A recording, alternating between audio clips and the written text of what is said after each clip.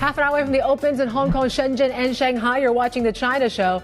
I'm Yvonne Man with David Ingles. Good morning. Let's get to your top stories today. Stocks across the Asia Pacific in the green here after Jay Powell, the Fed chair, of course, opening the door to a September rate cut. Traders are now pricing currently an 86% chance of easing next month. Yeah, and markets are risk on, certainly. But as we head into the busy earnings week, investors are watching for signs that this liquidity-driven stock rally in China may be overdone.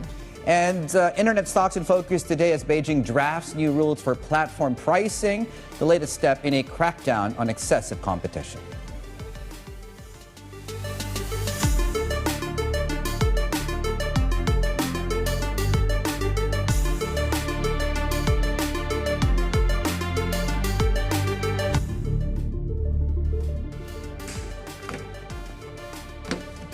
Good morning. Welcome to the program. A fresh trading week is ahead, and we are on the front foot ahead of some key openings, of course, including, of course, Greater China this hour. As you can see, 0.5% to the upside on the Nikkei, although I guess the extent to which this rally can continue the next 24 hours indicative of U.S. futures right now, pulling back ever so slightly following, of course, the dovish tailwinds we felt from Wall Street into where we are across the Asia Pacific. As we flip the page, please, just keep in mind on a benchmark basis, we're now within, let's call it 3.3% of a record high, fresh record high on the MSCI Asia Pacific Index. A quick glance at the dollar and some of its iterations there on your screens. 147.35 right now is where you are on dollar yen. Pick up slightly as far as yields go, but yeah, all things equals 86% probability right now when you look at Fed Fund futures. Flip the page, please. Massive move down through the weekend in terms of crypto. We're looking at crypto-related stocks coming up maybe later. Ether, of course, hitting that record high.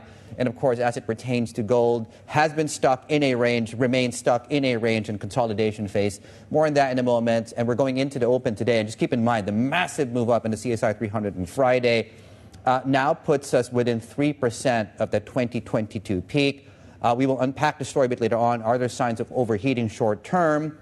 And longer term, how do you play this market given this recent reawakening? 1.8 now is very close in a 10-year yield, and we're now at 17, give or take there, on the offshore markets. Yeah, and for now, I mean, it really comes down to what we heard in Jackson Hole, right? And really, how big of a signal was this that September is going to be, we're going to see a Fed rate cut? And certainly Powell did indicate that in some ways, but people keep comparing it to the speech from last year, where it was a lot more clear cut that they were ready to cut, and maybe they're ready for some sort of action right now. But yeah, a lot of interpretations still, because the market, you say, it's not completely 100% priced in right now for September. I mean, barely 1 or 2 percentage points were added to the probability. So like that, we can call that even nothing, right? And I think the fact that you still have key data points ahead, I think you have U.S. inflation this week, you have the jobs report, of course, coming through next week. But in other words, he really gave the market something to latch on to, but he didn't give them everything. Masterclass in, appeasing, I guess, or maybe fending off political pressure. That's how Anna Wong from Bloomberg Economics said. But let's take a listen to what Powell had to say.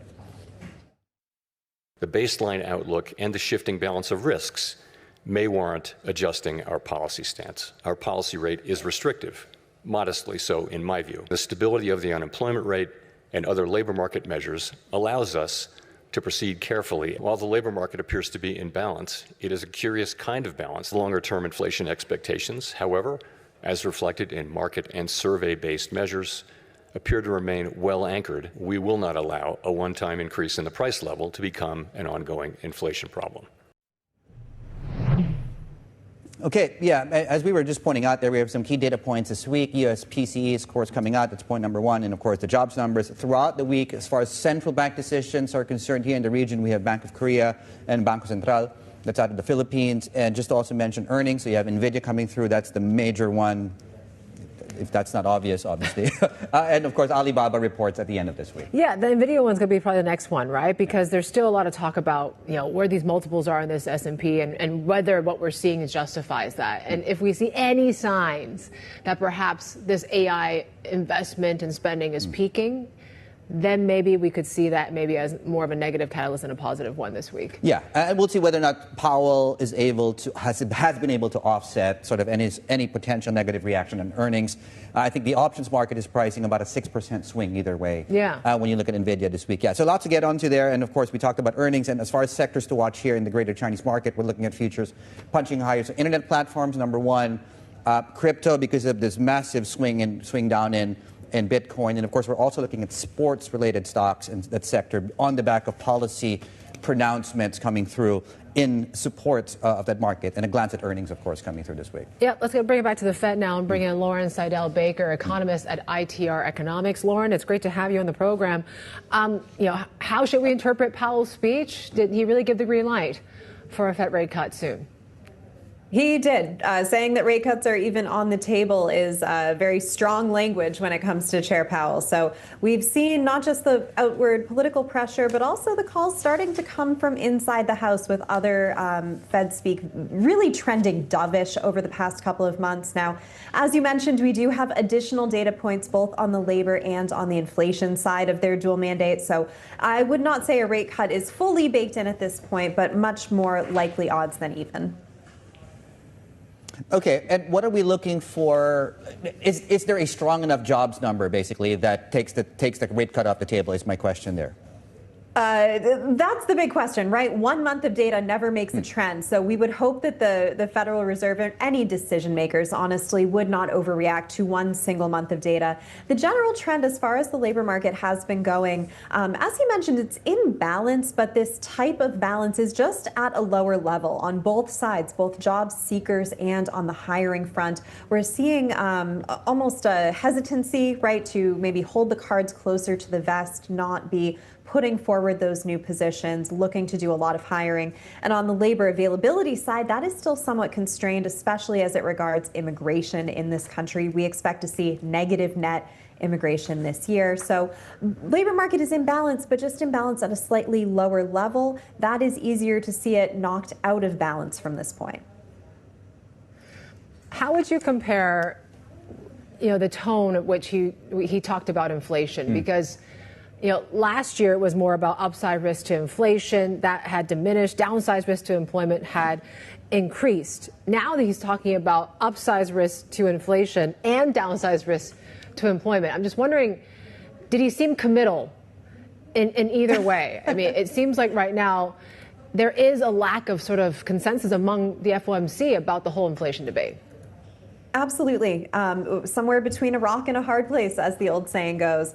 But really, we see inflation as being the more near-term risk, not just due to things like tariffs, but there are very fundamental factors for inflation to be coming back in the very near term.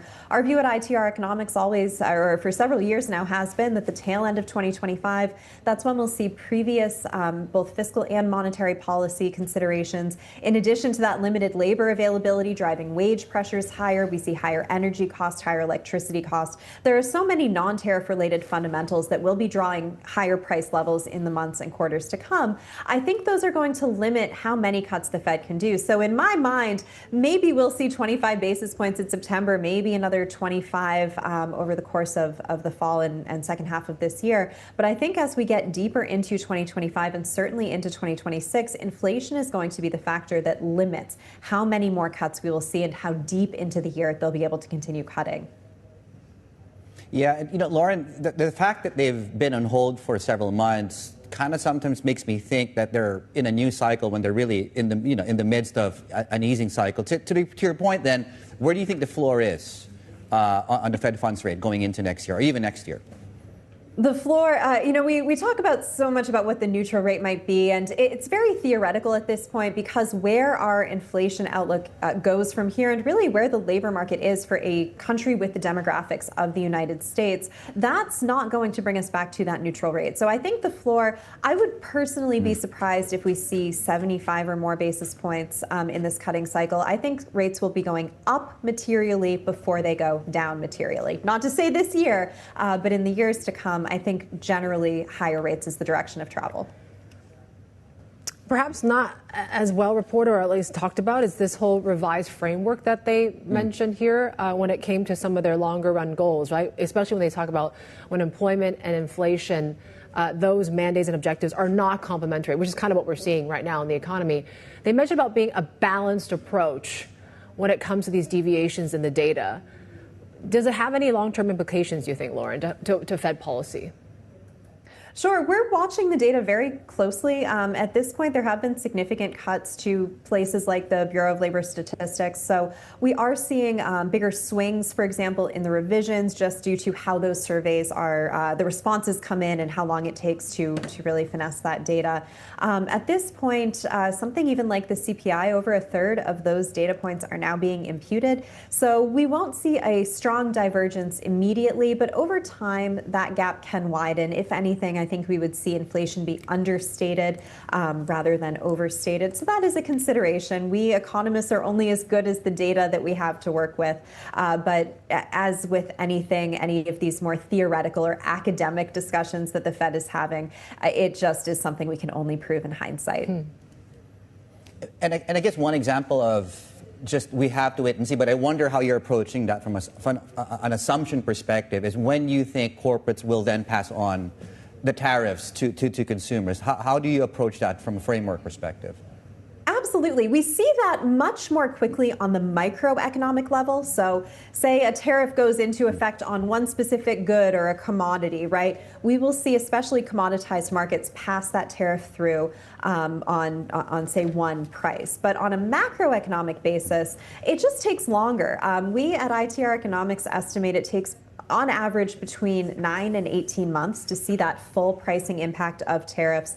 If we look at something like the CPI, the largest individual contributor to that is shelter costs. So clearly those are feeling those more insidious, right? Those slower moving tariff considerations. It just takes longer to kind of move through the economic cycle. So I don't think we're seeing the effects of tariffs yet, certainly not on a macroeconomic scale. We can point to individual either prices or products or company level price increases. But from the broad consumer experience, it is just going to take more time. Obviously, this Jackson Hole seemed like there was more of an emphasis on central bank independence, just given the political pressure that the Fed has faced of late. Do you think that they did much in terms of appeasing those concerns in the market and the like when it comes to central bank independence? Hopefully those cooler heads will prevail. This is not meant to be a political statement. We would expect any political party in power to really prioritize short-term growth, right? That is what they're doing from the White House. That is, you know, their predominant goal is growth today. The Fed, they need to have a longer-term view. So this is not meant to be a red or a blue issue. The Fed really does need to be independent to take that broad historic view to look at general economic stability, not just prioritizing the short term at the expense of the longer term. So we would say this under any administration. Right now, there is more pressure than we typically do see. We certainly hope that the Fed will hold up to that independence. Their credibility is predicated on it. Lauren, thank you so much for taking the time. Lauren Saidel-Baker, the economist at ITR Economics, and really just on the broad conversations we were having there as it pertains to the U.S. dollar. So EMFX is bid. You have the ringgit, you have the peso. We mentioned, of course, the central bank decision out of the Philippines coming through over the short term. Taiwan dollar is also, as you can see, catching a bid. So dollars down across that. Mexican peso, talked about the Philippine peso. Anyway, we can talk about that later. EMFX, as you can see, 31% to the upside. Tailwinds coming through for risk assets this Monday morning. Yeah, we'll do see how this China rally unfolds here today. Still ahead, China drafting new rules on internet platforms, aiming to establish a transparent and predictable pricing supervision mechanism. We'll break down what that all means next. We're also counting down the opens of trade in Shanghai, Shenzhen, and Hong Kong. Monday morning out in Hong Kong looking pretty dry. So far, futures are on the up this morning. This is the China Show.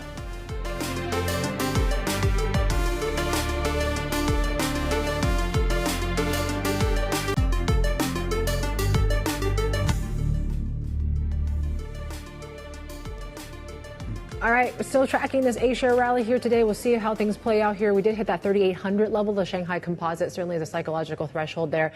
Dave is going to talk about these overheating signs that we're seeing, whether you're looking at different metrics, which we'll break down. HIBOR still very much a focus there. Maybe could be a bit of a headache for the Hong Kong market. We're watching earnings. Vanke came out. We're going to watch also PopMart, of course, included in this whole HSI review. And Dongfeng Motors also reports a little bit later on as well.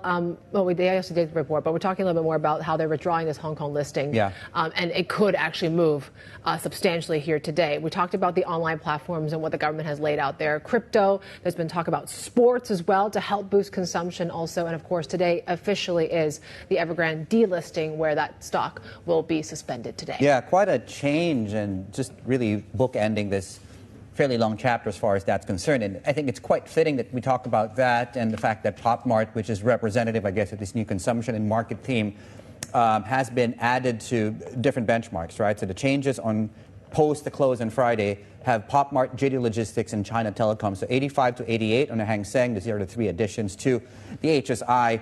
PopMart also then goes into separately the Hang Seng China Index. No change as far as the number of constituents because one is coming out. That's JNT Global Express. So certainly these are stocks to watch in about 2 minutes or so as we go into the pre-markets. And apart from that, Dongfeng Motor, of course, as Yvonne is pointing out, this being removed from Hong Kong, but also Dongfeng Motor raised overweight on the EV listing plan. That's a separate but related story. We're looking at shares likely going to pop substantially going into the open today. I should also mention this dollar drop that we're seeing. The fix coming through out of the PBOC, strengthening the fixing by the most since the start of this year, reflecting, of course, the broad dollar drop that we've seen from Friday, of course. Yeah, so there's a lot to unpack.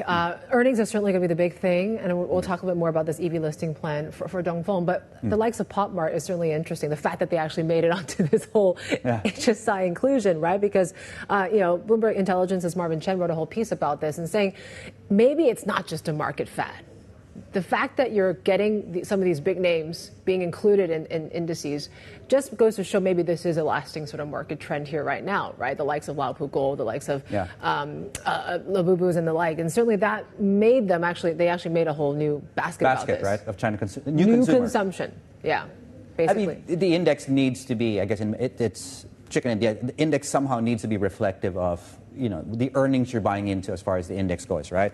But the higher that stock goes, the better the chances of that stock actually getting added to the actual index itself. Yeah, so obviously, as you can see on the screens, I think they've done well year to date as far as these guys go. So in a couple of seconds, we'll be getting, of course, the initial pop in stocks there. I've actually started to warm to the idea of mini Labubus, though.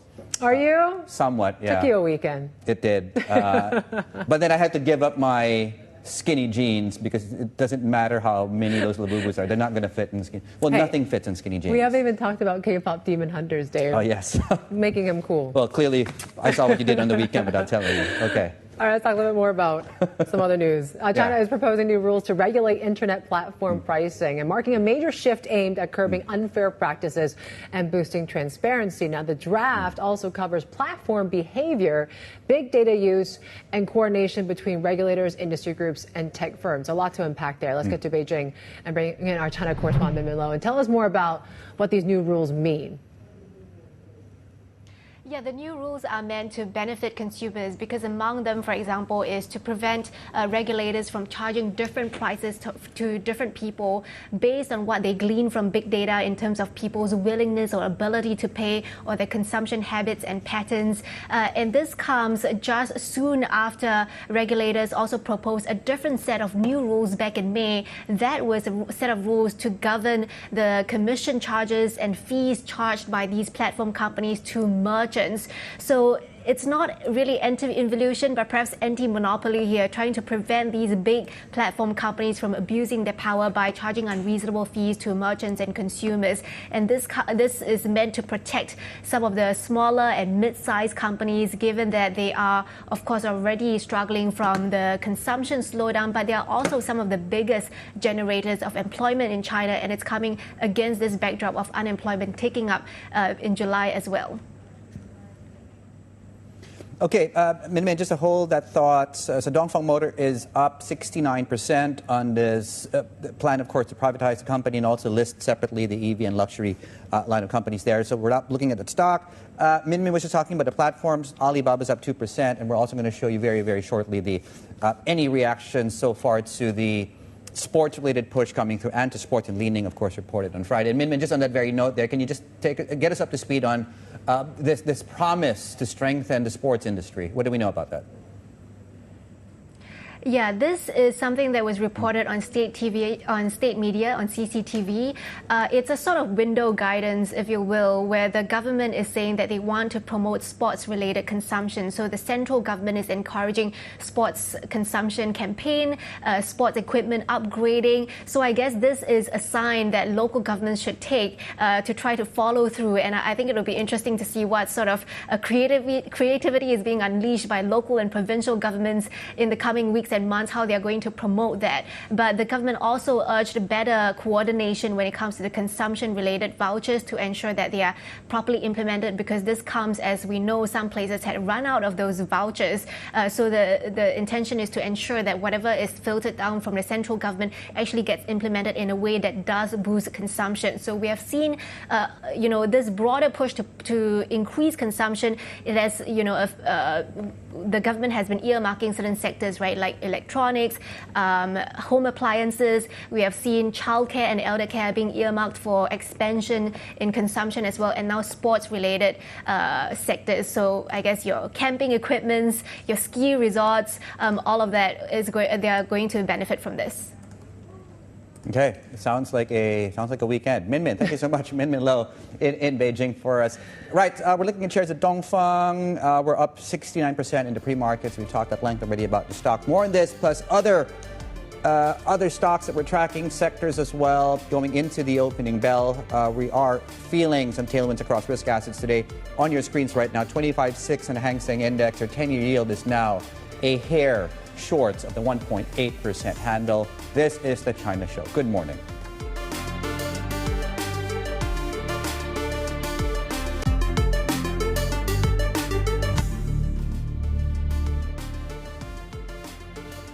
Right, welcome back to shows. At this rate, and speaking of Labubu, right? So the promise I made at the start of the year, the bet I made, not a promise, the bet I made, assuming my bosses would agree with the idea, is I would get into a Labubu costume at the end of this year if the Hang Seng had a 31,000 handle on it. So 20% more, and you probably will need to forget about When Labubu. is Halloween? Okay, we're about like 2 months away. Yeah? Hey. You ready for that? I'm ready for it. I don't think the world's ready for that. I'm not. Pre-market is looking strong right now on the back of the tailwinds of a dovish Powell and that pivot that we're seeing there. And of course, a lot of news on the tech space as well. But there you go, 2% gains for Alibaba. The open is next. This is Bloomberg.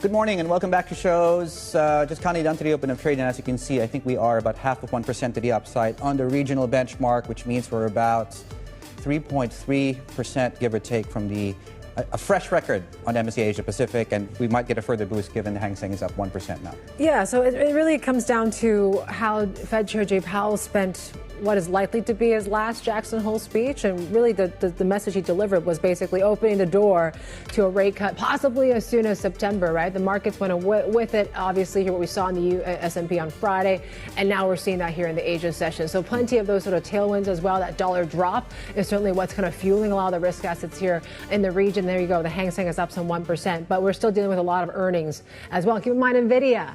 That might be the next one to watch on Wednesday. What do they do? Yeah. I haven't heard about that company. 3%. What was it, the number? 3%? 3% of global market cap. I mean, that's massive, Crazy. right, for just one company. You take a look when it comes to this onshore market. There you go. We're fired up right now on the onshore. CSI 300 is up 1% here, and this is after we saw already Chinese markets had one of the best weeks since October of 2024. Shanghai Composite continues to edge higher after we broke above that 3,800 level here. Shenzhen doing just as well. So certainly that's one thing to watch. Yields are ticking higher, so because it's risk on, we are rotating out of the fixed income markets back into these equities, and we are seeing commodities are a bit up here. Iron ore is up some 1.6%. 1%. Keep in mind, Fortescue also reports this week as well. And we're watching very closely the tech space. Let's take a look at how Hong Kong is doing here right now. So obviously, we have to talk about some of these inclusions and the HSI, PopMart being one of them. That certainly was a highlight. But there you go. Hang Seng is up 1.3%. You mentioned the CSI 300. We're about 2% away from, no, a whisker away. We are from the 2022 highs. Yes, we're close to that. So obviously different constituents, but yes. Yeah, CSI 300 2022 peak. We're very near. We're about 2 or 3 good days away. Yeah, it's been a quiet market, and some say maybe that's a good thing. Maybe less, a sudden concerns about some sort of big correction. But certainly there's a lot of questions of whether it's a bubble in the making. Nomura had some interesting lines saying there is a wrath of irrational exuberance here, given the economics are just not quite there. But HS Tech, there you go. It's lit. We're up some 2%. Tencent, Alibaba. Alibaba's up 3%. JD is also up close to 3% here right now. There was some new tech regulations that we just talked to Min about here as well. Perhaps that's what's also helping some of these platforms here today. But I think a lot has to do with, growth stocks certainly, given the Fed and all, are doing very well regionally here today. Dongfeng, that's the big one here. So they decided to basically list or spin off its EV business and take the rest private. So that's the why we're seeing the stock jump some 60-some% here this morning. But really, this is coming at a time when there's been a lot of competition in the EV space, in the auto space as well. And they're focusing on just kind of the EV portion here right now. Yeah, maybe it is part of the whole anti-involution sort of theme that we've been dealing with as well. Okay, some index changes. And so PopMart, JD Logistics, China Telecom, all in the HSI. We go from 85 to 88. The JNT Global Express is getting then removed from HSCEI, that's the Hang Seng China, and PopMart is taking its place. So PopMart is getting included into benchmarks. As of, I think, September 8th is the effective date, as far as that's concerned. Right, okay, we'll talk more about these overheating signals. I won't steal the thunder from Winnie, who's joining us in a couple of minutes, but just a brief look at some of the indicators short term that might be pointing to some overbought signals are is at 85 on the Shanghai Comp, stochastics at 92. 80 is the level to watch, and of course we're also trading above the upper Bollinger Band. Right, we spoke at Morgan Stanley on Friday, Laura Wang, and so I basically asked her if there is one specific metric to watch that might indicate us getting near a correction. What is that specific metric? And this is what she had to say. It is an important metric to monitor, but we look at the ratio rather than the absolute amount. We look at margin financing as a percentage of total free flow market cap, and also margin financing as a percentage of the daily trading turnover. So both are still very stable and below the 2020 level or the 2015 level. So I think immediate government intervention at this point is unlikely, but we should just monitor all these factors very closely. Okay, and this next chart is inspired by those comments coming out of Laura. So what we did was we put margin debt, which has hit a 10-year high, and we took a ratio of that in total turnover, and as you can see, that's well behaved. And the point she was making, if this starts to trend higher, that might indicate some uneasiness around speculation, but it's not there at the very least. Not quite there just yet. So maybe there's signs that there is a bit more room and runway here. But yeah, we talk about expanding into their bull run despite the economy really buckling under the weight of tariffs and a deep-rooted property crisis. And that certainly is one of the taking stocks that we're talking about here today. This disconnect seems to be raising now some more doubts about the staying power of this rally. Let's bring in Winnie Xu, our Asia equities reporter. She's with us here right now. So how concerned are investors with what we're seeing, right? Bull market run and onshore market, but then weak macro. Yeah, Yvonne, I would say that's one of the key concerns that we've been hearing, whether just now you talked about Nomura and also Bank of America actually came out with a note earlier saying that that's that big gap between the macro bears and the market's bull that they're seeing. And that is one of the key concerns, especially among the mainland investors. And that's mainly because that they believe that the deflationary environment and the bull market doesn't necessarily coexist at the same time, especially because a deflationary environment means that it's going to potentially hurt the corporate pricing power and also the profit margins, and hence weighing on the stock market. And we always talk about the Japanification of China, right? When you think about Japan in that last 3 decades and with the deflationary cycle, that really took inflation in 2024, that cycle, to help the country to get out of that short short rallies of bull market that we were seeing, and to finally enter a sustainable bull market. So those are lessons that we can potentially learn from Japan. And lots of economists here recently were also talking about that, given this weak overall macro environment, we should still stay a bit more cautious in terms of how sustainable this rally is in the longer run. Yeah, well, how are investors positioning amidst this backdrop? Right. So we talked to a few buy-side investors as well. So right now they're saying that they're a bit more focused on stock picking, so avoiding sectors that are kind of exposed to the deflationary environment and focusing on, for example, tech sector, the biotech. So when we look at the structural changes that really happened in the past decade versus 2015, AI is definitely one big theme. So with that, positioning into these sectors that can have potentially better growth and better earnings, those are one way to kind of position within this deflationary bull market, if we call it. And other areas are, well, we talked about PopMart just now, so the new consumption theme is still there. And also we've got that anti-involution theme. So picking those themes that are really kind of getting more momentum and seeing more policy support, those are the areas that investors like at this moment. Yeah. I thought, for a moment there you were talking about the Japanification of China, which is PopMart, because it was Hello Kitty, which we were comparing that to a few weeks ago. Winnie, thank you so much. Anyway, don't get in my head this morning. I need another coffee. Okay, let's bring in Yuejue, multi-asset solutions investment specialist at JPMorgan Asset Management. Good morning. Nice to see you. Good morning. So maybe you could chime in on that. So where do you think we are in this reawakening in the onshore market? Yeah. I think if you look at, the rally that we've seen, there are a number of kind of supports. Number one, I think obviously government is rolling out, continues to roll out kind of support measure to support the market as well as the economy. The anti-evolution to us is a potential a way for them to actually end the deflation earlier than expectation. So that is definitely a plus.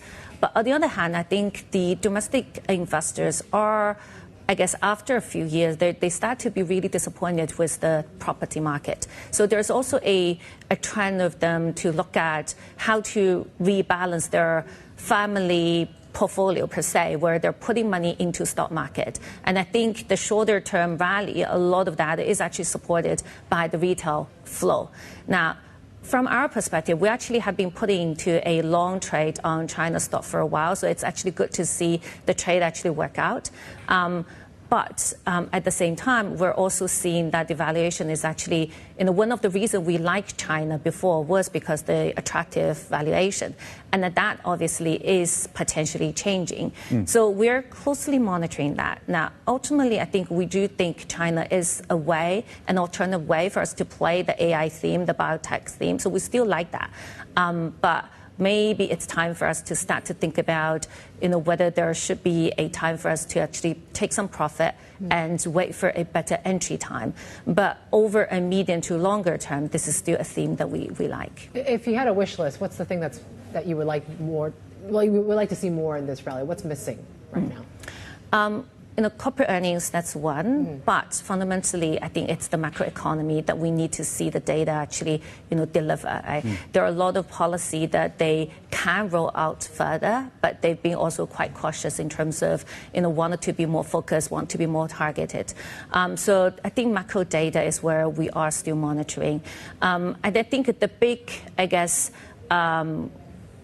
focus in the whole data is obviously property, right? It does have a big impact on the overall economy, on the spending confidence, etc. So that's an area that we continue to monitor. What do you make of earnings? Because I think you mentioned the macro weakness, so Vanke was a reminder of that, although some of the tech earnings that have come through have been decent. So just your overall take on what we've seen. Yeah, I think overall that's still quite decent. And I think it's right now, I think things are quite similar to kind of the picture that we're seeing elsewhere, where I think the corporate earnings in general are decent this season, but it's more of the forward-looking, whether the tariff will become a bigger impact. I think corporates, this is where I think active management and also secure selection becomes quite important, because companies cannot continue to absorb the cost, right? They have to find a way to pass on the cost, or at least part of the cost, to the consumers. So we need to look at the companies that actually have a bigger pricing power, and that's the ones that can navigate this kind of complex situation much better than the others. It seems like Powell helped at least this whole kind of risk-on trade. I'm just wondering, how dovish do you think was his message at Jackson Hole, and do you think you can still chase this rally and risk dollar downside further? Yeah. I think the signal from his speech is quite clear that Fed is ready to pivot, I think, in September, and that's our view right now. And we think that the Fed will likely to kind of cut twice this year, 25 bips each time, and there will be 2 more next year. So that's our base case right now. But there's still some potential, I guess, uncertainties, right? I think the August job market is where everybody needs to laser focus. If the number comes out and say that there is a very significant, I guess, upside on the job market, and say unemployment rate, all of a sudden comes out to be 4% or 4.1%, and on the other hand, there's an uptick in inflation. Fed ultimately will be very data dependent, and they can put on hold, even though that they're sending the signal to the market. Now, having said that, I think it is clear that Fed is prioritizing the job weakness over a concern over inflation, and that's their stance now. And we think that's very likely, really depending on the data, but if there's no surprise from the data, and I think that's the path that they're going to take. I mean, markets today are rallying on the back of that. Do you think this is a green light to allocate more into equities out of fixed income? Just your take from a multi-asset perspective. Yeah. So our portfolio right now does have a modest constructive view in equity, and we think that given I think the probability of a recession is actually quite low right now over the next 6 to 12 months. We do think that corporates and the stock will perform well. But having said that, we also have a long position in duration right now, just in case if the economy doesn't play out as nicely as everybody is expecting. Duration will ultimately play as a very effective hedging for the risk assets. So still need some more for hedges. Where do you have the most conviction then, if it in each kind of asset class that you see? Is it still the likes of equities? Do I look at gold? So, I mean, we still have guests that talk about gold is still a very meaningful sort of asset to have. What does that tell you about risk sentiment at the moment? Our high conviction idea is still in equity. Okay. And within equity, we like Japan, we like Hong Kong, China, as I said earlier. We are actually in the mode where we're waiting and see and warming up for Europe. But we also like duration, especially the shorter end of the curve. We are waiting for a better entry point for credit. I mean, spreads are very tight, but all-in yields are still quite attractive. So if there's any moment where spreads widen a little bit, that's when we will start to build a position. Okay, thank you so much for getting us warmed up for the week. Nice to see you. Yuejue there, multi-asset solutions investment specialist at JPMorgan Asset Management. Man, there's a rally taking place right now. Yeah, in the tech space, right? So obviously, this whole pivot from Powell certainly is helping overall Asia tech in general. But take a look at what's going on in China in particular. So Baba's up some 3%. You have SMIC. I think NIO is up, 11% as well in the EV space. We're also watching this Capricorn.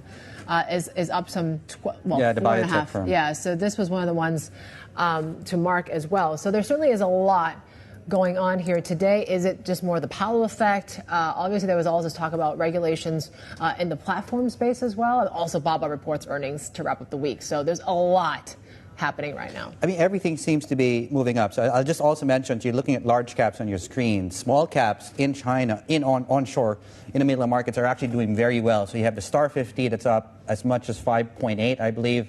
The China index is up by about 1.7%. That's going to come up on your screens very shortly. So yeah, we will continue to track the various iterations of this rally taking place. I think Star 50 is going to come up on your screens shortly. There we go. Thank you so much. We're up now 2.7. Okay, so we've halved effectively in the last few minutes or so. Still, though, a decent play going into this Monday. Okay, coming up on shows, PLS, formerly Pilbara Minerals, of course, reporting full-year net loss. Also, I believe, a drop in revenue. Long-term fundamentals for lithium, 100% pure play of lithium here. The company, the CEO, Dale Henderson, joins us in the next hours. Any questions for him, by the way, let us know. This is The China Show.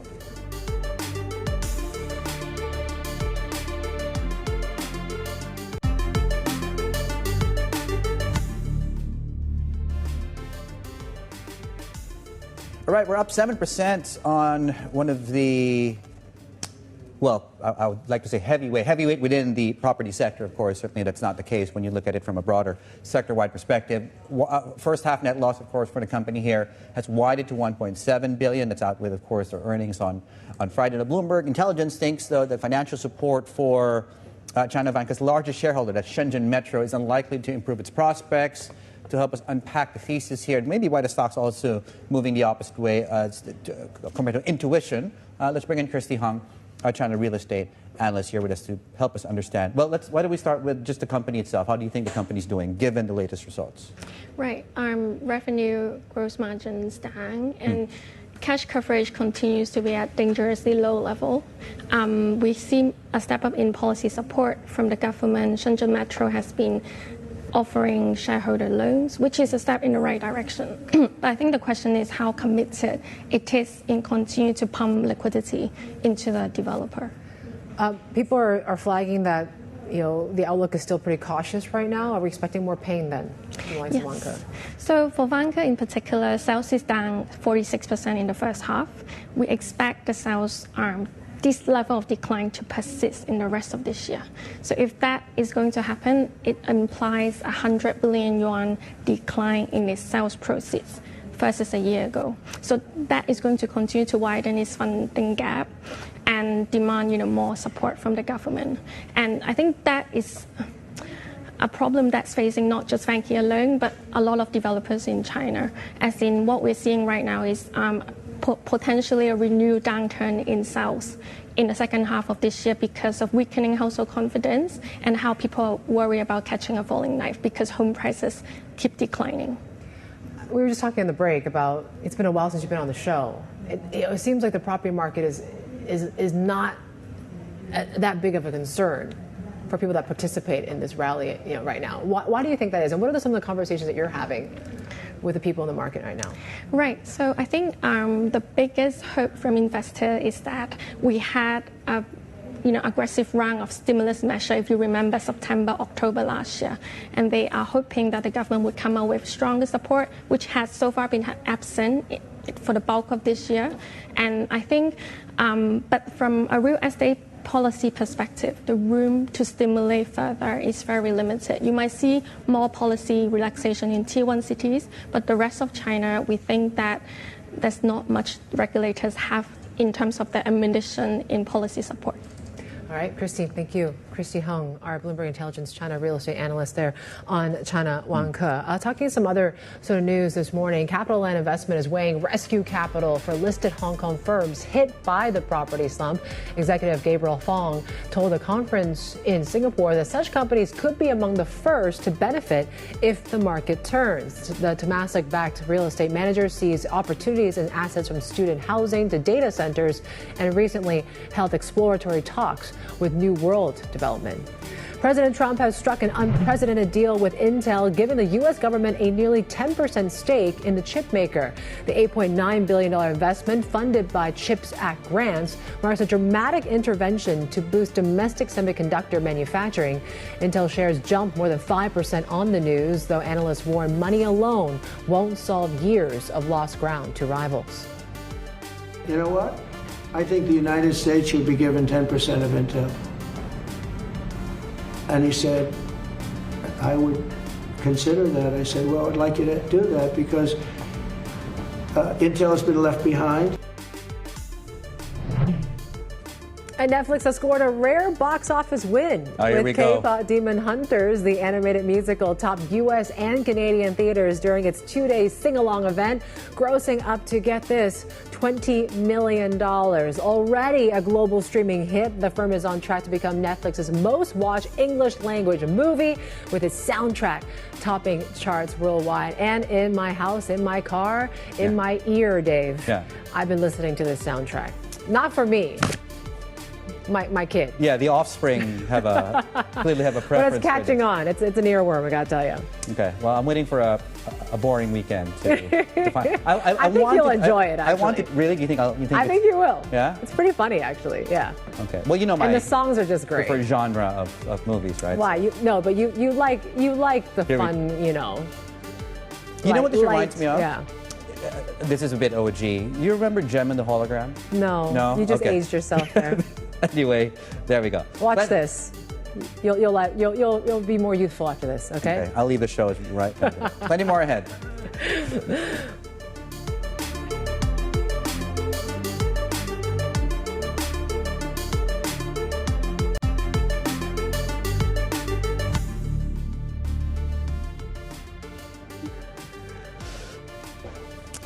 Okay, rare earths on your screens to varying levels of good. More measures, of course, and again, this is going to be an interesting story when we get into the deep dive later on, as it pertains to really the dominance on China across many other sectors, including this. Very quickly, Minnie saw this as an upgrade coming through from an analyst. We're looking at the stock, should be up on your screen. I think it's Jefferies that came out with the upgrade, and we'll get you a sense of the turnover coming through. We're nearing 900 billion renminbi.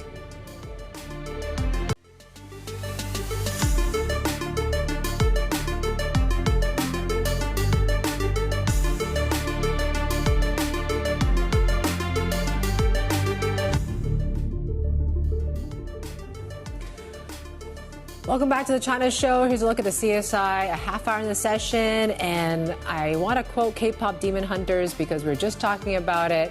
We're going up, up, up. It's our moment. You gotta be golden. Oh, is that it? Okay. Yeah, I'm not going to sing all of it. It's very hard to sing. Okay, since you do that, I need to then match you with, okay, Bruno Mars. Yes. Left the door open for a rate cut. Jay Powell yields on the floor. When you Not look Versace, yields. Yields on the floor. Fast retailing's actually on the way up last I checked, so that's the Uniqlo on the floor. Tech is doing very, very well today. Speaking of growth and high duration, long duration assets, turnover just topped 1 trillion. 1 trillion renminbi in the first 30 minutes of trade. So this rally has some proper hot sauce behind it.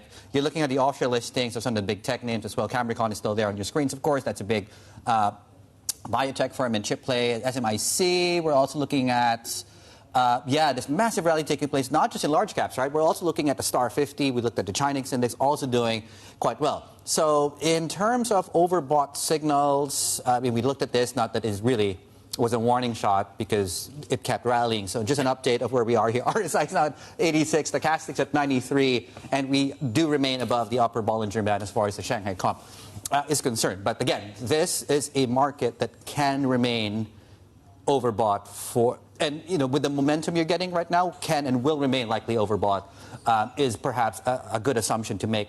We'll get the thoughts from Mark Cranfield in a moment here of how we contextualize this rally taking place, which is now also spreading, going back into the south. So southbound is actually one other metric to watch as well today. And that was the thing that Hao Hong from Blue Lotus mentioned, right? That this rally does have the means to actually broaden out, right? That's how we're seeing this now filter into the small caps and the like here. I mean, the skeptics would say, yes, maybe, you don't have the economic fundamentals, you don't have the earnings sort of visibility here, and the economic recovery still remains wobbly. But then again, there's so many different themes, right? As Yuejue just mentioned here, anti-involution, you have the biotech space, you have new consumption, all these things that you can still kind of sink your teeth into in terms of selective plays in this market, that perhaps that means more ways to go. Yeah, money's moving out of fixed income to the fund you're making, right? The yields are pushing higher, 1.8% on that. And yeah, like the deployment of fresh capital from, fixed low-income instruments, for example, right? Like, deposits and fixed income investments have really come in. I'm actually curious to see, and I'll look more into this in a moment here, what banks are doing, because that's really been a defensive play. It's done well. And I would imagine that is still being bought up right now, given the market. We're seeing 1%. And of course, we have to talk about the Fed and the green light that was given, at least for September. Can we make the distinction, How though? green, Yeah. I guess. I think we can debate whether it's September or October, because market pricing isn't quite at 100% when it comes to September just yet. It's around 85, 86%, as you mentioned. So there is still one more jobs report, one more CPI print. But the market is just going with it here right now, that this is the most dovish we've seen from Powell of late. Not so much 2024 Powell, but 2025 Powell, given political pressure, given what we're seeing in the data. They said, no, this really did open the door for maybe more a cut pretty soon. Yeah, and it's interesting because we still have data points that could change how they think about it, right? So early on, of course, we had a guest who talked about, and the question is, fine, if they do 25 in September, so assuming this week's inflation report comes in, no nasty surprises, the jobs report next week comes in, no nasty surprises, how deep can the Fed actually go? In fact, let's have a listen to how ITR Economics, we spoke with this time in the last hour, actually framed how deep the Fed can go in this cycle. Have a look. We talk about so much about what the neutral rate might be, and it's very theoretical at this point, because where our inflation outlook goes from here, and really where the labor market is for a country with the demographics of the United States, that's not going to bring us back to that neutral rate. So I think the floor, I would personally be surprised if we see 75 or more basis points in this cutting cycle. I think rates will be going up materially before they go down materially. Not to say this year, but in the years to come, I think generally higher rates is the direction of travel. And Mark Cranfield is with us right now out of Singapore. Mark, let's table the Fed for now. We'll obviously ask you about that in a moment. But I want to get a sense of how are you thinking about this rally right now in China? Well, all of the things that you've been discussing with Yvonne are all relevant, and they're all part of the reason why Chinese stocks are looking better today. But on top of all of that, you have the relative factor as well. And investors love a relative value story. So because of what the Fed has done, it's set up the US equity market to probably have another good week this week. The big story, of course, as you've been discussing as well, is NVIDIA. Now, if NVIDIA comes in again with decent earnings, as they so often do, it won't be long before people are talking about a $5 trillion valuation for its stock market cap. That makes the rest of the world look cheap. And China is the place where investors, more than anything, have been looking for tech stocks which look undervalued compared to American peers. So again, that shifts the potential balance of power towards people wanting to shift money towards other markets, especially towards Hong Kong and China. On top of that, once again, the key here for foreign investors is that if you want to put your money into a market like China, you want to know that the currency is a strong and stable currency. You don't want to have any risk added to the equity decisions you're already making. The PBOC again today has reaffirmed it wants the yuan on the strong side. The fixing today was pretty punchy. They put it down with a 7-11 handle. That's the lowest it's been for several months. And even in the context of the dollar move over the weekend, they didn't need to move it that far. So the central bank is telling you they want foreign investors to enjoy a strong currency. On the other side, the government and central bank policy seems to be coming together for the benefit of the stock market. Put all of those things together, the Chinese market, especially the tech sector, is beginning to look like one of the real viable alternatives for people that may want to shift money out of the US if they think it's getting too expensive. Mark, that's a good point. I wonder if this very strong fixing, the delta on the fix today from Friday, do you think that's one of the reasons we're getting inflows coming into Hong Kong yet again because of a stronger currency on the other side? Yeah, definitely. I mean, people will take advantage of the fact that if you've got the strong currency can work in a couple of ways. Either you're a mainland Chinese-based investor, you have a strong currency you can utilize. We saw it so many times in the past with the Japanese. When Japanese investors had a very strong yen, they started moving their money to other parts of the world where they could really maximize their currency. You're starting to see a little bit of that coming out of China here. They have a strong yuan. They can use it in the places they're comfortable with to go into what they think are undervalued markets, particularly specific stocks. So that's one side of it. Then the flip side is people maybe who are dollar-based or euro-based, they see tremendous value in going into a currency that could have more upside and is, especially compared to the currencies they're starting from, looks relatively undervalued as well. So for a foreign investor, it's a double whammy. There could be improvements in the earnings from the companies that they're going into, the market improving, plus they may get a currency gain as well. Mark, they're calling it a Powell pivot, and markets are going with it. I'm just wondering, obviously the reaction was buy stocks, buy the steepeners on the yield curve, and sell the dollar. How much longer do you think these sort of moves can last? At least until the September meeting. What Jerome Powell has done here, he set a very high bar for the Fed to walk it backwards. Now investors will assume they have to go ahead with a 25 basis points rate cut. It's going to be very hard for them not to do that. It will be too damaging, probably.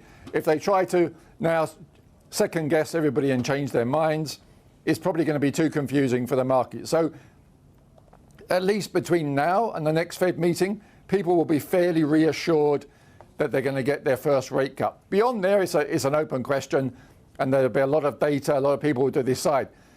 But just imagine the situation if, after what Powell has done, we then get a soft jobs number at the next report, which is the last one before the Fed meets. People will be looking for consecutive rate cuts. They'll be looking not just for September, they'll be looking for more cuts to come in the meetings thereafter. But at least the window between now and the next Fed meeting looks fairly reassuring for people to say, yes, we're leading towards lower interest rates and possibly even more to come before the end of the year. Mark, thank you. Mark Cranfield there, our Bloomberg MLI strategist here. We're seeing yields tick up just slightly here right now after we did see that rally in the short end on Friday. But certainly we're watching EMFX in particular with that Indonesia rupiah now rising the most since August 14th.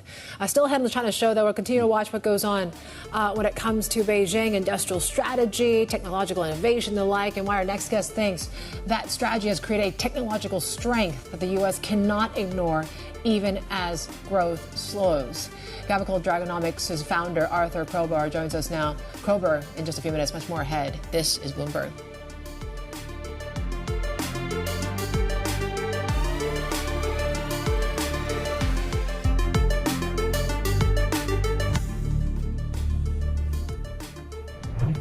Of course, we've been talking about this, U.S.-China tech rivalry and the like, and really this whole race for talent is certainly one key thing that we're really honing into here today. So China has stepped up efforts to lure foreign talent in a bid to push back against U.S. efforts to restrict its technological advances of late. So it's introducing something called a Type K visa, and it's really targeting some young STEM professionals who graduated from renowned universities. Now, some Chinese firms are also hiring STEM students affected by President Trump's policies on American universities. And you've seen that really in this next chart, the decline in student visas. So since his return to the White House, President Trump has pulled the welcome mat for many foreign students out there. And this has led to a double-digit decline in visas for students and skilled workers in the first half of the year. Total approvals from January to May we're talking about right now, this is for the F1 visa, which allows foreigners to study in the U.S., was down almost 15%.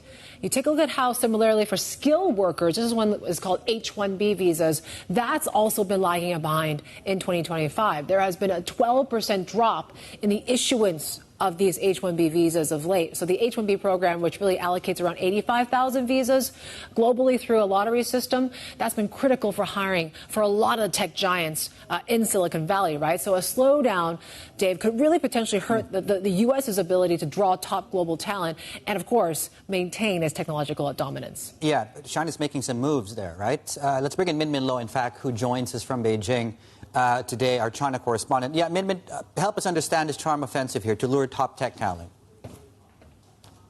Yeah, it really speaks to this talent competition between U.S. and China, right? I think the Type K visa is really significant in two ways. One is the timing of it. It's starting in October, and it's really remarkable how fast the Chinese government had moved after, the U.S. had been cracking down on U.S. universities, cutting funding for them, restricting visas for not just foreign students, but foreign workers, as you said, Yvonne. And so China is now launching this. I think the second thing that's remarkable about it is that China has always for a long time had very very strict immigration rules, but this new visa is quite loose in the sense that it doesn't require eligible applicants to have an employer or an inviting party in China before applying. So it's really a push to attract STEM talents coming from renowned universities. And China has done this before, right? It has this 1,000 Talents campaign that in the past it's been rebranded to other names over the years. It's attracted thousands of talents back to China. A lot of the times, these are oftentimes Chinese people who have immigrated overseas, and a part of the pitch is about patriotism, right? Contributing back to your motherland. But this sort of pitch wouldn't really work for foreign talent. So it remains to be seen whether this is effective enough to lure not just the overseas Chinese, but also international talents. But I think the other thing to note as well is that the Chinese economy is not doing so well right now. There is unemployment taking up, youth unemployment at the highest level in about a year. So then can the economy actually absorb these foreign talents? And if the foreign talents come through, will they then take away spaces that would be reserved for local talents? Would it cause the unemployment situation to worsen? So that's also another question, but certainly it is part of that talent pipeline that China wants in order to work towards that high quality development goal. Min, thank you so much. Min Lo, our China correspondent there. And that's a really good point that Min brought up, right? So you have cyclical weakness in the economy. Is that, and certainly that's a related topic, obviously, given the sort of structural issues with things like bolstering key industries. So we talk about EVs and its competitive advantage there, and that's resulting certainly in price pressures, domestically. But is that, are we overstating the challenge and underplaying the competitive advantage, really, that China, through years and years of economic planning, has actually managed to get its economy to a certain point where it is a lot more competitive than simply headlines suggest? Let's bring in Arthur Kroeber, founder, in fact, of economic consultancy Gavekal Dragonomics. He recently co-authored a report on that specific issue, calls the China's industrial and tech strength a permanent feature of the world economy. Get used to it, effectively. Arthur, good morning, and from the Asia Pacific, thank you for joining us. If you could just lay out the thesis for us there. Yeah, so my co-author and I, Dan Wang, basically just looked at the Chinese system. And the reason that we did this is because obviously there's been a lot of pressure from the United States to try and restrict technology flows to China over the last few years. And our argument is simply that these efforts are likely to be ineffective because China has invested in what we call the deep infrastructure of a technological economy. And essentially this is four kinds of things. One is the sort of physical logistics of getting stuff in and getting stuff out. They're very good at that. The other is information networks. The domestic internet is highly effective and ubiquitous. You have also energy networks. So they're investing heavily in electrification, which is going to be critical for scaling up AI and other industries of the future. And then finally, the one that you just referred to is the talent system. They've been very, very effective at investing in large-scale talent, starting at the factory floor and then moving up through technical staff, engineers, managers, and now increasingly in basic research. And when you have a country that is investing so broadly and so effectively in these basic systems of an industrial and technological economy, it's really hard to slow them down by controlling their access to this or that technological component. That kind of tactic can work a little bit, but not very much for very long.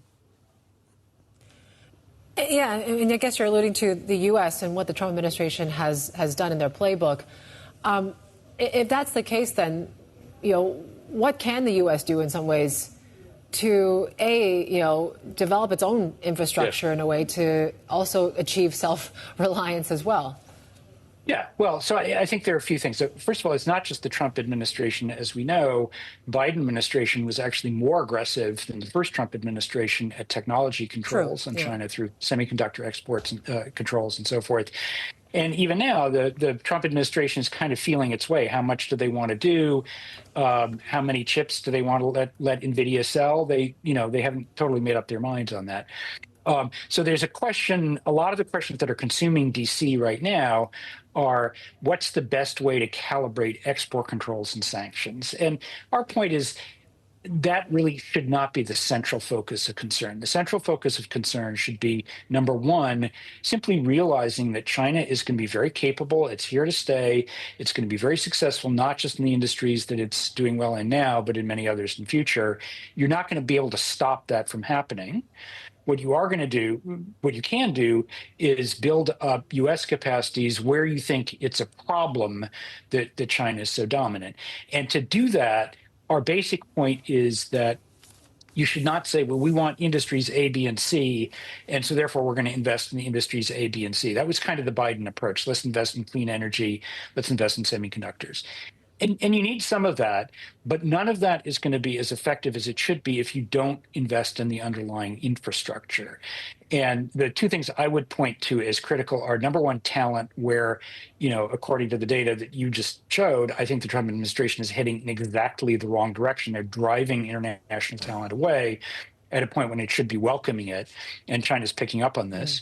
And then the other is energy systems. And again, I think here the Trump administration has got it exactly wrong. They said we want energy dominance, by which they mean we need to pump out as much fossil fuels as possible, when what they should be focusing on is building up the electricity system, which is really what's going to power not only artificial intelligence, but a lot of the industries of the 21st century. And they're just not really doing anything to address the problem that they're building in talent, in the talent pipeline, and the problem that already exists through insufficient attention to the electricity network.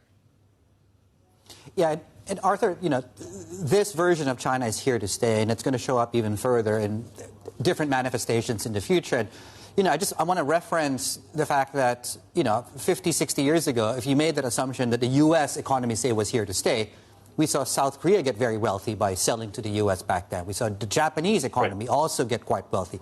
The Chinese economy, got very wealthy from selling to the U.S. So the question right now is, if this China is here to stay, how do other economies model their strategies to take advantage, really, of latching onto a China that's here to stay? How do they become rich? Because China's getting rich.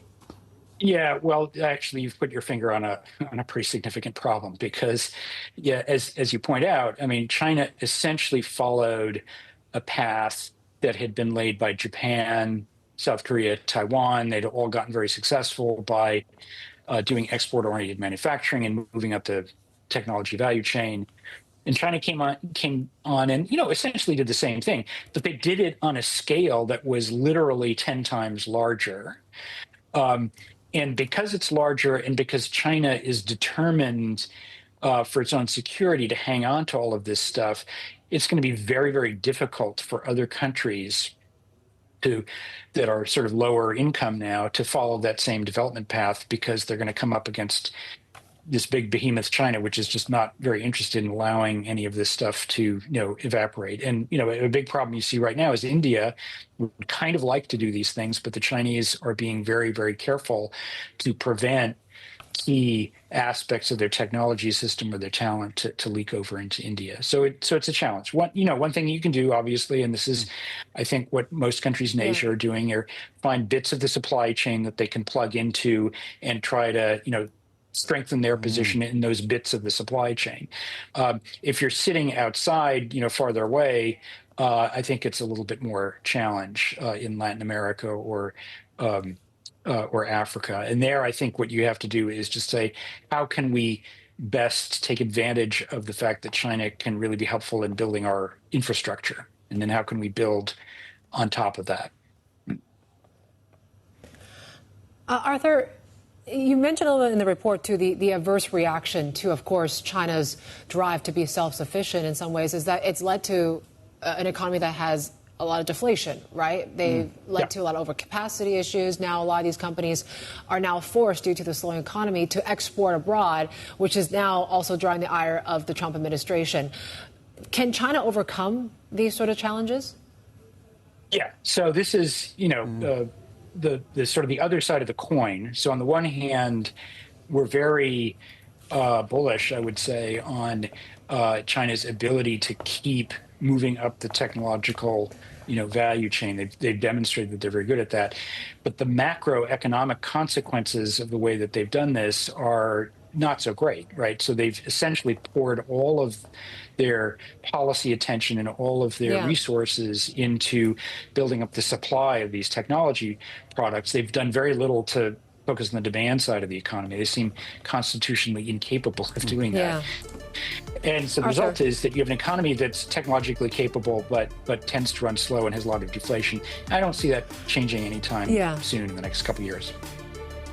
Arthur, thank you so much for bringing your research to us. Arthur Kroeber, there, founder of Gavekal Dragonomics. Plenty more ahead. This is Bloomberg.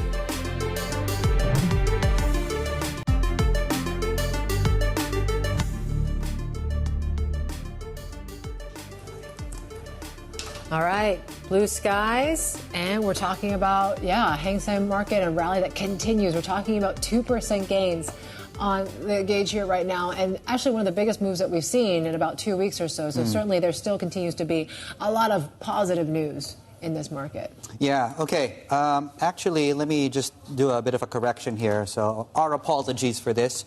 So turnover has actually topped 1.3 trillion, but that came more than 30 minutes after the break. Okay, so we're now looking at 1.4 going into the first hour of trade. So suffice to say, and I know that's academic, just discounting the error. There's a lot of activity coming through in this market today, and this is something we don't normally see. And Hang Seng Tech is up 3%, Hang Seng Index up 2%. In fact, both these things added to the actual benchmark of the region. Chart's going to come up on your screens very, very shortly. Now means we're about a good day away from reaching a record high on Asia Pacific. We're now within 2.7% of the 2021 peak. That was a previous record here on the benchmark. So thank you, Jay Powell, for that. I think that's what traders wanted from his speech at Jackson Hole, at least opening the door for a September cut. It's not guaranteed, but I think I was reading a Bank of America note saying at least he's lowered the bar for a September cut now, which was something that we weren't quite sure of leading into Jackson Hole. And of course, given the divide that we're seeing among FOMC members about where the inflation outlook is going to be. But it seemed like right now they were more focused on the job market and maybe the deterioration there than really the upside risk to inflation now. Yeah, and it's enough to give markets something to rally on. I think the other boost that we got just this morning was related to that story with the PBOC with the punchy fix, the biggest adjustment to the fixing since January. So that's a green light for the dollar to fall even further. We're getting, as you can see on the screens here, a rally taking place, not just in China, right? The rest of the region's doing well. EMFX, we talked about the Indonesian rupiah, the Philippine peso, central bank decision this week there. Malaysian ringgit, the Taiwan dollar are all rallying quite substantially today. So it's a good day to be long risk assets, and that's ahead of some key earnings this week, including the likes of, I think, Meituan, Alibaba's this week, plus, of course, the big one, which is it NVIDIA or NVIDIA? NVIDIA. Okay, NVIDIA. That's the next one to watch, really. Obviously, there's going to be a lot. Usually, I was reading about that. They usually come out with earnings at a time when the market is questioning a lot about whether to stay in mega cap tech, right? And this is going to be the next catalyst to watch. And there, implied options traders are doing about 6% moves. Either plus way. Minus. So we'll see how it all goes on Wednesday, of course. For more on markets, let's bring in our Bloomberg Equity senior reporter, Abhishek Vishnu, to track us what's going on. What's going on in China? I mean, Abhishek, it looks like we found another excuse to keep this rally going. What's your team focused on today? Well, the rally, pretty much looks to be growing and widening as well. There are some naysayers. There are some concerns that, some comparisons have been drawn with bubble-like situation in 2015. But, I mean, look at valuations. The valuations are still very cheap. And are they really discounting the innovation hub-like activities that China has carried out over the past few quarters? We had a DeepSeek moment in tech and a similar moment in biotech. Probably a similar moment in EVs as well. So have they been discounted? Probably not. So, there are naysayers, but the rally is likely to continue. It is overheated. Markets have rallied a lot. Almost all indexes are, in their overbought zone. So there might be a brief pause, a shallow correction, but that won't be the end of this market. The market has done well regardless of where the economy is. We have just done a story. There are concerns about that, but to that, my point is, I mean, the entire world has, sort of bifurcated from how economies do. U.S. is not reacting to its housing crisis. A lot of markets have not moved in tandem with their economies for decades. So why not China? And in fact, it needs to be rewarded. I mean, there were concerns that it's uninvestable during COVID times. It came out of that, took the role of value in the portfolio, then took the role of income in the portfolio, then took the role of tech innovation in portfolio, and now it's back to doing what it used to do in pre-COVID times, which is the role of a diversifier and providing growth. So, this essentially, means that valuation should grow here. And if you compare it with 2021 peak, there is still 35-36% odd valuation expansion that can happen. And earnings have just started to grow. And, look, by design, look at China. The market has changed. Cambricon is about to overtake Mautai as the single biggest stock. So it's not happening in void. Index composition is changing. New members are coming in. A new China is getting formed and getting reflected really well in the stock markets. So more upside ahead, I think, in the medium to long term. Yeah, I mean, PopMart's now part of the Hang Seng Index effective September 8th, right, to the point that you just made there. What about the rest of the region? Taiwan's doing well. This does seem to be a very good day for risk assets. Yeah, I mean, like you were saying, David, it is a really good setup for risk assets. We've just had a dovish, Fed commentary coming in from Jackson Hole, and that sort of sets up the pace. Taiwan, Korea, China, these are markets which are tech heavy, which have proven their might and chips and other things. So they're benefiting from that. They're benefiting from growth as interest rates get lower. But even down the curve, if you look at smaller markets of the region, ASEAN is also very well placed. I think if you set up, your screen and worksheets to look into which region, which countries have the highest amount of, headroom to ease or would be the first to ease, ASEAN will come up on top. Look at Indonesia for that matter. It surprised everyone with that rate cut last week. So even ASEAN countries are expected to do well. And India is also sort of coming in from a backdrop of being oversold in the short to medium term and valuations being at 5-year average. So very good setup for risk assets. But there are, markets like China which have got some really good triggers, changing composition and replacing, the tech theme that West was dominating for so long. So they will continue to probably attract the lion's share of, flows and mind share and portfolios going ahead. Abhishek Vishnoi, thank you so much, our equity senior reporter there in Singapore for us. As we were just outlining there, almost everything is up today with the exception of a few sectors that's coming up on your screens. And I think to the last point that Abby was just making there, we have the one of the central banks that is set to cut rates is the Bangko Sentral ng Pilipinas. That's out, I think, on 2 or 3 days from now, expected to cut rates to 5% on that specific policy rate. But yeah, we're doing well. Yeah, let's get to another topic here. Particularly when Abby mentioned about the whole AI trade and the like, I think Korea certainly is front and center to all that as well. And we've seen South Korea and Japan, they've actually agreed to strengthen ties following a weekend meeting between their leaders. And Korean President Lee Jae-myung is now in Washington for talks with President Trump later this Monday. Let's get to our chief North Asia correspondent, David Engel, joining us now. And let's talk about South Korea and Japan first. What stood out in those talks? Well, yes, sure. I would say that maybe this is the less important of the two bilaterals that are going to be happening later today is, of course, not to disrespect the Japanese and the South Koreans, but it was a 2-hour meeting for President Lee on his way to Washington, stopping off in Tokyo, building a relationship with Ishiba-san. Essentially, keep in mind, when the trilateral strengthening happened during the Biden administration, we had different leaders in Japan, different leader in South Korea. Yoon Suk-yeol is gone now, Fumio Kishida is gone, and Joe Biden is gone. So you have 3 new leaders to kind of get to know each other at a time of uncertain geopolitical alliances. And obviously, the global trade war with South Korea being one of the first to strike a trade deal with Washington to the tune of lowering those tariffs on South Korean goods to Washington to 15%. I'll get into that relationship first, or in a little bit. But right now, essentially, President Yi and Ishiba meeting is a good opportunity for the South Korean president going to Washington because Ishiba has met Trump at least a couple of times, talked on the phone a number of times. There is no relationship yet really between the South Korean president and Donald Trump. And there's a lot at stake going to the White House for essentially a state visit, right? And a lot to discuss going forward. But right now, it's a good sign that South Korea and Japan, with new leaders in place, are willing to propel the momentum that was gained by their predecessors. Which, the upcoming one, to your point, is the bigger of the two. Yeah. What to expect there? Well, I think we want details on what has been pledged by the South Koreans, $350 billion plus in investments, including some $150 billion fund to so-called make American shipmaking great again. What does that entail? I know President Yi will go to a Philadelphia shipyard. That will be a photo op, obviously, to talk about that. But who are going to be the leaders, business leaders, going with President Yi? He's already in Washington, D.C. We probably should be able to figure out whether it's going to be J.Y. Lee and others from the corporate Korea who are going with him to kind of talk about the kinds of investments that are going to go into the United States. But again, it's all going to come down to that meeting in the White House and the personal relationship between President Yi and Donald Trump, as you see on the screen right here.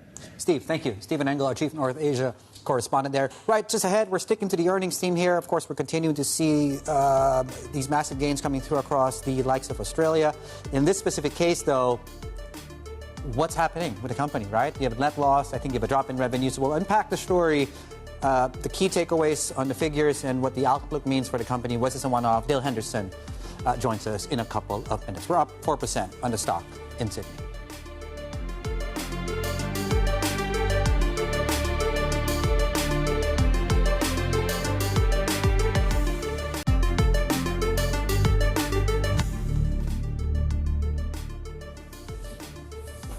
All right, it is looking to be a pretty busy week when it comes to earnings. In China in particular, we're honing in a little bit on that. So the likes of BYD, Alibaba, Meituan, in terms of some of these big tech names, some of the sporting sort of goods there, like Anta certainly is one to watch. And of course, the biotech space as well. Fosun Pharma and the like are set to report. Nongfu Spring, I mean there's a lot. But yeah, we talk about... Prudential's also reporting. There we go. Yeah. We got them on, but we'll talk a little bit more about later on as well. Because it's not just China. You zoom out a little bit and look at Asia, right? We're talking about out of the 1,200 companies, I think a third of them are reporting this week. More than so 300. Certainly it's a big one, yeah. And that might actually go into what we need this week. If we get really good, decent numbers out of those, we might actually see a record, right? We talked about this. We're 3% from the all-time high on MSCI Asia Pacific, and it's, I think, a third of that index, roughly speaking, is set to report this week. So it's not just in China. China, of course, is included in that. But, of course, the big one coming through this week is really with NVIDIA, like the world's biggest company by market cap, right? 4 or 5 trillion of the 140 trillion market cap, global market cap. So it's 3% now. Doesn't sound like a lot, but It doesn't, but then again, you have to wonder, right? I mean, its overall weight is 8% of the S&P, right? Which is massive already. But it's really kind of what to do with their customers as well. I mean, the likes of Meta. Supply chain. I mean, the supply chain is massive as well. So huge implications on what happens if they do well or not, right? Because is it going to be an earnings positive catalyst? A lot has to do with, of course, the AI story and whether we are starting to see, this continued investment. Is it really kind of yielding some results here right now, or have we reached a peak? There's also this question of, can they actually sell their chips to China? Right? Of course, President Trump gave them the green light for the likes of NVIDIA, AMD to do so, having that they actually give some of the proceeds to the U.S. government. Yeah. But China has actually encouraged local companies not to buy them. Right? And there was a report from The Information saying that NVIDIA has actually told some of the suppliers to stop production. So certainly that's one key question here. Analysts don't care, though. I'm taking a look at some of the price targets, right? So I think out of the 79, 9 of which have boosted the price target of late. I think the average is around 197 now, that price target for 12 months, I believe. That's still about 9% upside. 80 analysts covering the stock? 80.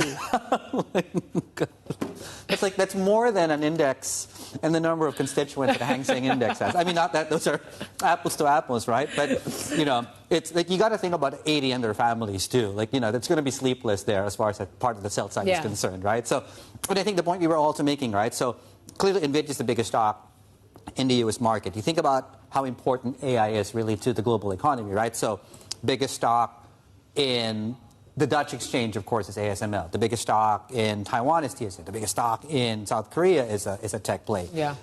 The Chinese, I think, is Tencent, of course, which is obviously a very big tech play as well.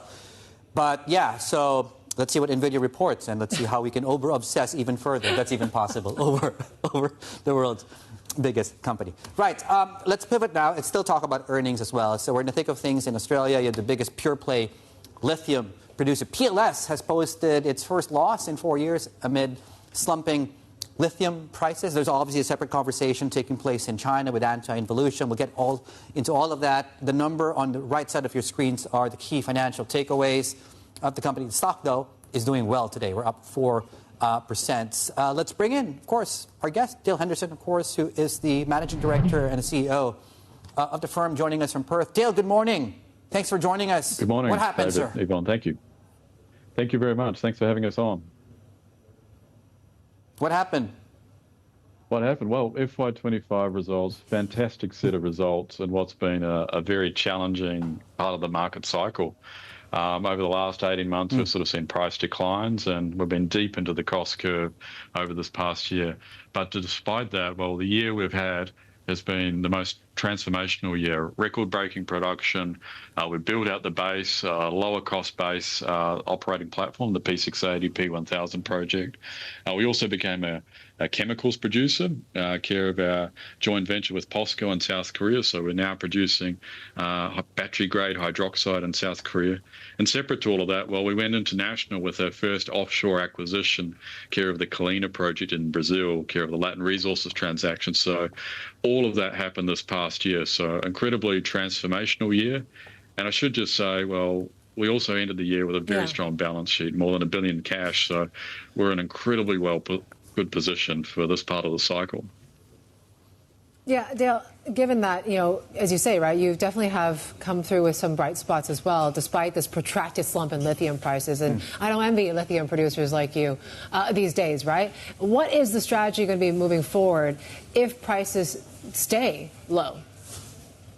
Sure. Well, we're kind of set up for that scenario, Yvonne, care of firstly, we've got this stronger operating base, a lower cost operating platform, care of the work we've been doing over the past year. So we're already a low-cost operator. Now we're even more competitive. So that's the first thing. The second is that strong balance sheet. I mentioned more than $1 billion of cash, $1.6 billion in liquidity. We've got a very, very strong foundation if pricing is to be lower for longer. But it's hard to see that happening long term, given that we've been deep into the cost curve for the last sort of at least the last year. So that just can't be sustained. Because, well, the world needs a lot more lithium. The industry is compounding at something like a 30% growth rate, care of EVs and mass energy storage. Well, more supply has to come. Now, that new supply is not being invested in. So we foresee tightness ahead. And, of course, that sets up what we think is a perfect storm for PLS. And Dale, help us understand what, obviously, there are things within the company's control. There are things that are not. Is a turnaround possible over the next 12 months? Anything's possible in the lithium market. Now, the recent price appreciation we saw over the last 4 weeks, nobody was anticipating that. So we're seeing a strong upward tick. And even with that upward tick, look, we're still well below the consensus average of the expected long-run price. So if you believe we're only going to get to the long-run price, well, there's more to go just to get to that. But of course, as we've seen historically, lithium's had a tendency to rally hard and go to some extremes. That may well happen again, but only time will tell. Is it possible we see prices go back to where it was in the last peak, or do you think there's just too much capacity out there, Dale? Well, when you look back at the characteristics of the last peak, it was a case of a shortfall of supply. It was a case of an inefficient market where price discovery was, and some of the mechanisms for price discovery weren't there. And we saw strong momentum buying. Well, fast forward to today, well, a lot of those characteristics could well repeat because a lot of the same things are still here. We still have an inefficient pricing landscape. We have what we think is going to be a shortage of supply in the future. So it could well all happen again. Only time will tell. And Dale, just to pick your brain on what the Chinese are doing as far as, you mentioned there's too much supply in this market, but you do see some shortness ahead. What do you think of their exercise there in terms of licenses and what the supply outlook is in mainland China for lithium, for example, Dale? Sure. So, taking the announcements on face value, China's indicated they want to look at some of the approvals, a number of the supply sources, and it's anticipated there will be some supply curtailments as a function of those approvals. So, and of course, the market is anticipating shortness because of that, and we're seeing the price appreciation from this point. So, when we take it on face value, that all seems to stand to reason, and the good news which has flowed from that is it's jolted the pricing out of what was a very, very low price point and brought it some way up closer to what the long run average needs to be. But as I say, there's more to go. You mentioned about some of the projects you're talking about in downstream, right? The one in South Korea. You also have a midstream project in Western Australia. Dale, can you tell us a bit more about other plans? If the opportunity arose in Australia, would you look further downstream? Yeah, the way we've thought about downstream is we think this is a very necessary link of the supply chain, and we think that within the downstream link of the supply chain, there'll be a spectrum of sort of low-cost, highly profitable operations to the other end of the spectrum and everything in between. So for our company, we've always taken a view that, if we can be involved at the right end of that supply chain, i.e. the well-positioned, profitable end, well, that's a smart place for us to be for a multitude of reasons: to diversify our supply chain, create a more resilient supply chain, and of course to capture some more value for our shareholders for our products. So with that end in mind, we went and diversified care of our joint venture with POSCO, and we'll look to do more of that, provided it proves up and provided it goes well. Now, how does all this mean, and how does it relate to Australia? Well, at the end of the day, the lithium market is a global market and a globally competitive market. So we'll continue to run the ruler on Australia, but it needs to stack up and needs to be globally competitive. And historically, when we've looked at it, it's been hard to do that, and hence why we're attracted to other locations like South Korea. But we'll continue to consider Australia. And Dale, final question for you. And speaking of the need to perhaps look at new areas, I mean, you guys in hard rock lithium, are you ever going to consider going into brine, for example?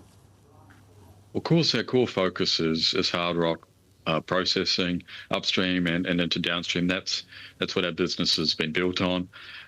We do have an open mind to diversifying potentially, but if we would ever consider that, well, we'd probably do it in a very small way and a de-risked way, as we've done with our other diversification strategies, likes of our downstream partnership with POSCO, where we've got a minority interest. We'd probably look at something similar if we were to take a step in that direction, but it's certainly not a focus right now. The focus is about capitalising on the investment cycle we've just completed. We want to sweat the asset, prove those returns to our shareholders, and sit there ready to enjoy what we think will be ultimately price appreciation in the future.